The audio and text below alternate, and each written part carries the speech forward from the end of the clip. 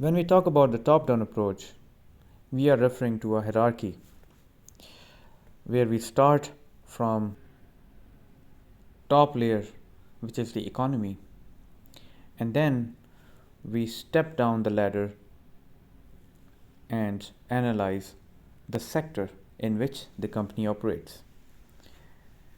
And then we take another further step and fixate our focus on the industry, how the industry is performing overall.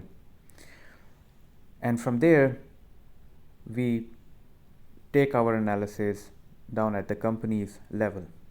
So this gives us a bird's eye view where we start from the top and understand the overarching environment around the company and how it's affecting the company through the changes in the overall economy, in the sector, in the industry, and how it funnels down at the company's level.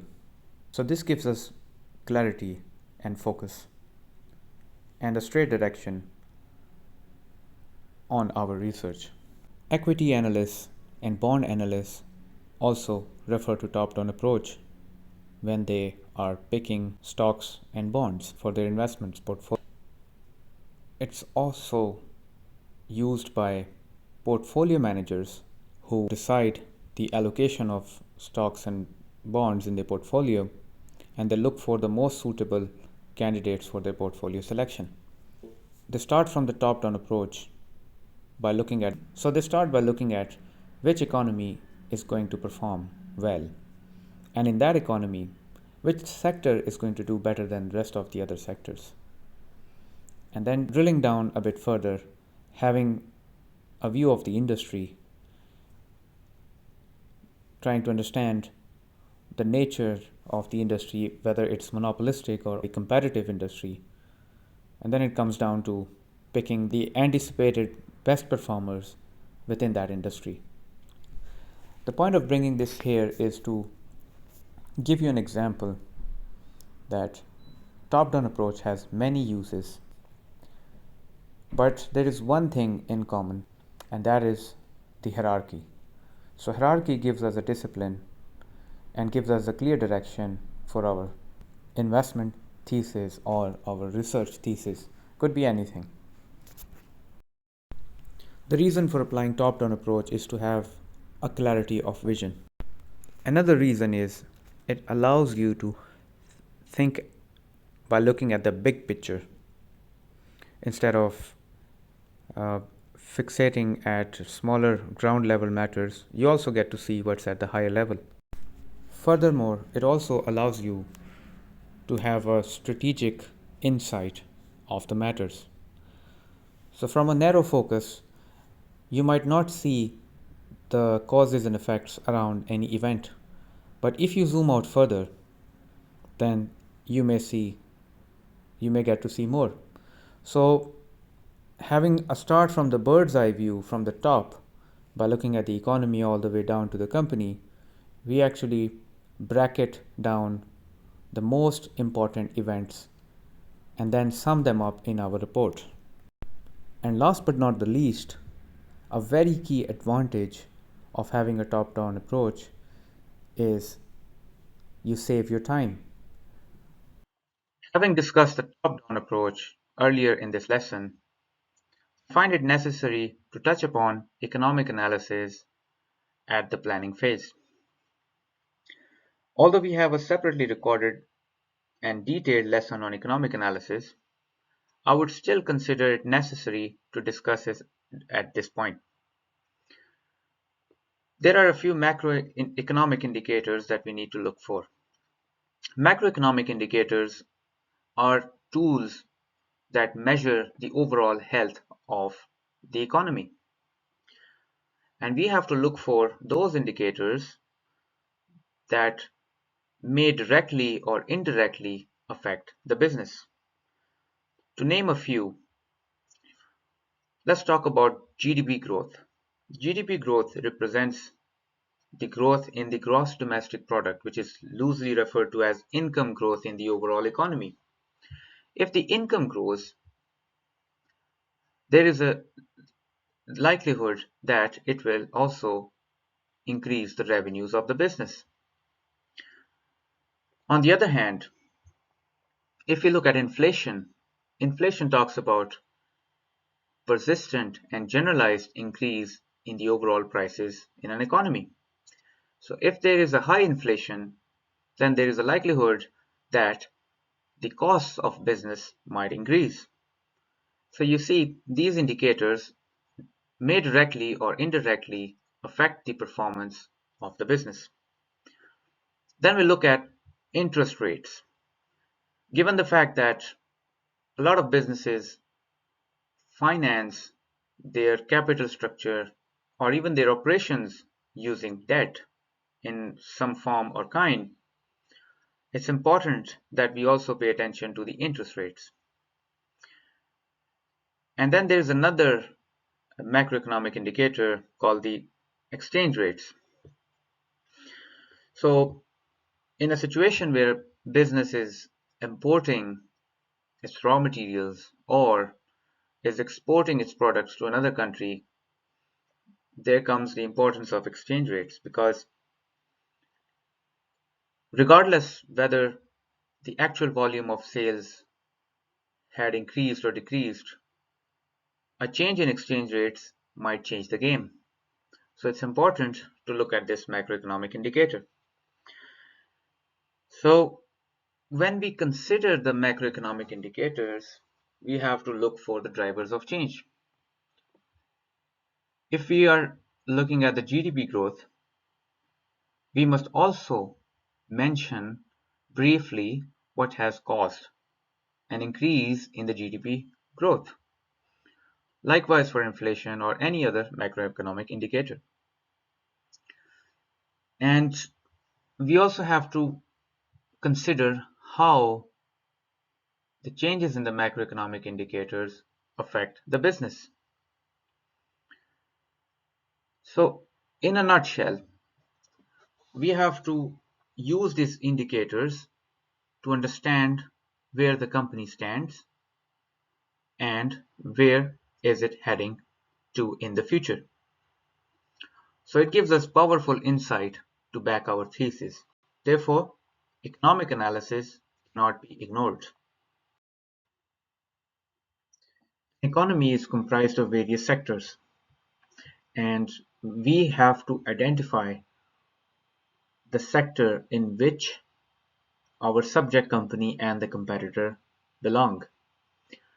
Because we cannot generally take the figures from the economy and apply it, apply its consequences on the company.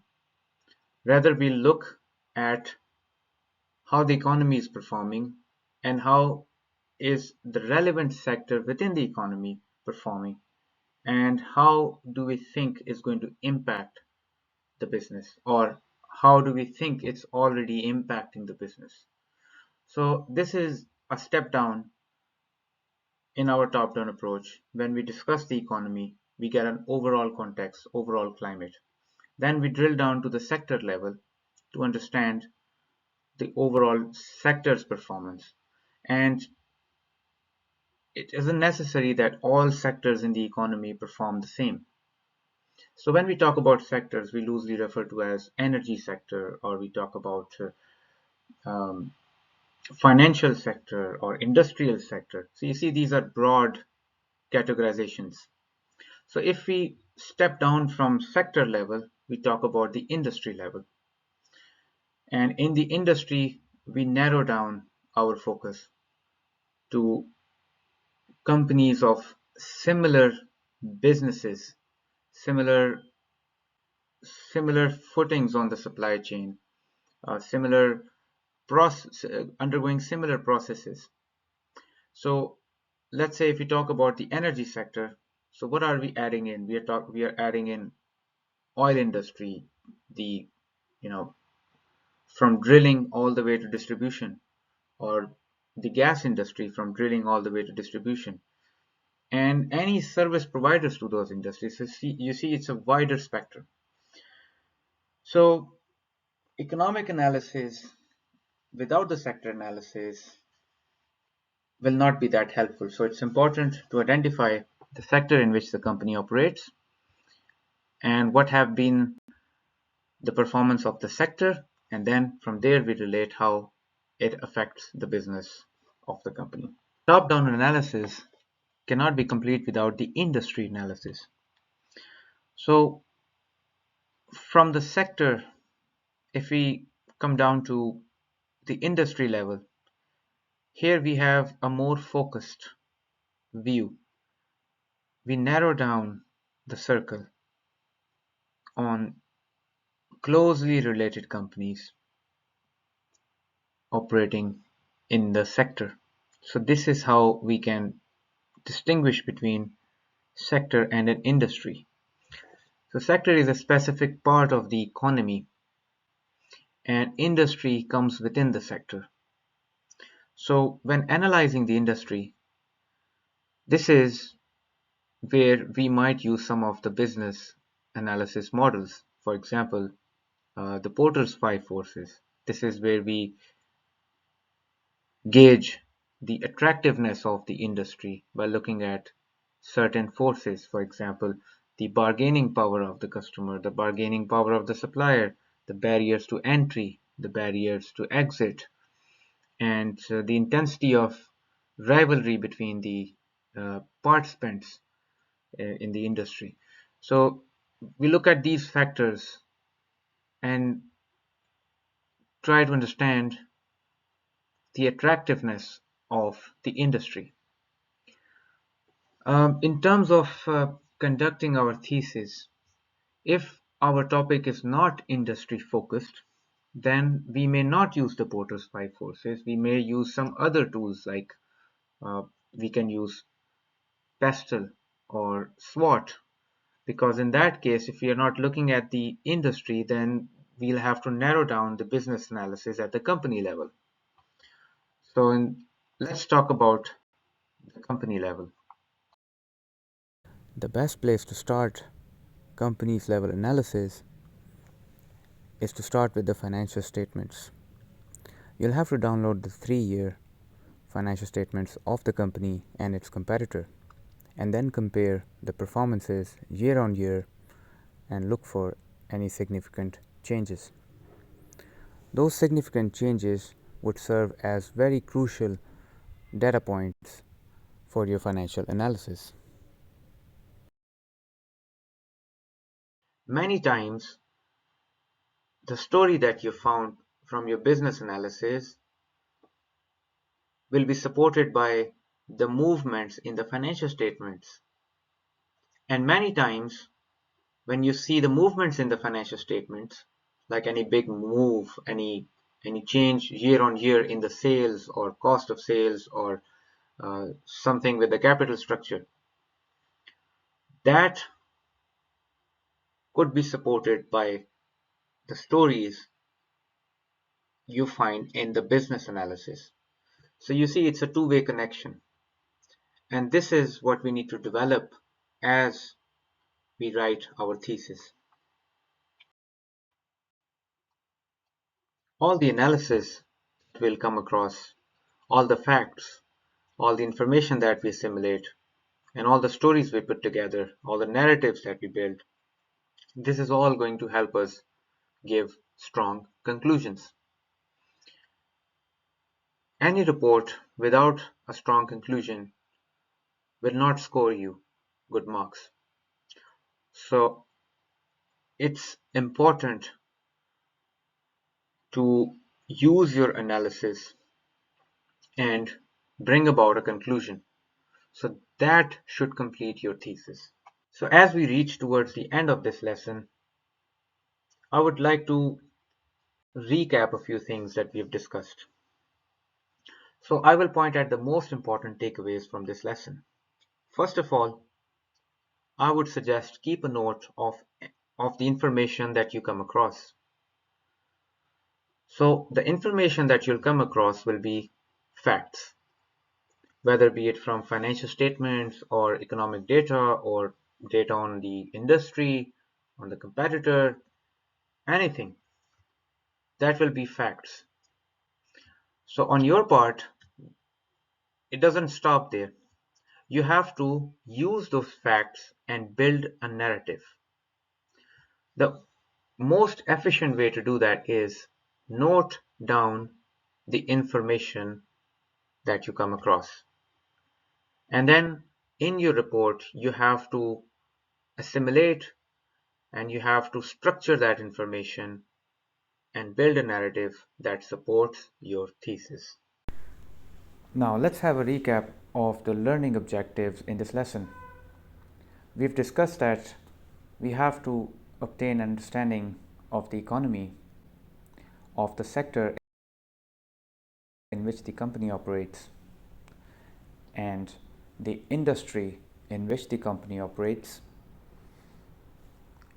and very importantly, the financial performances of the company and its competitor over a period of 3 years.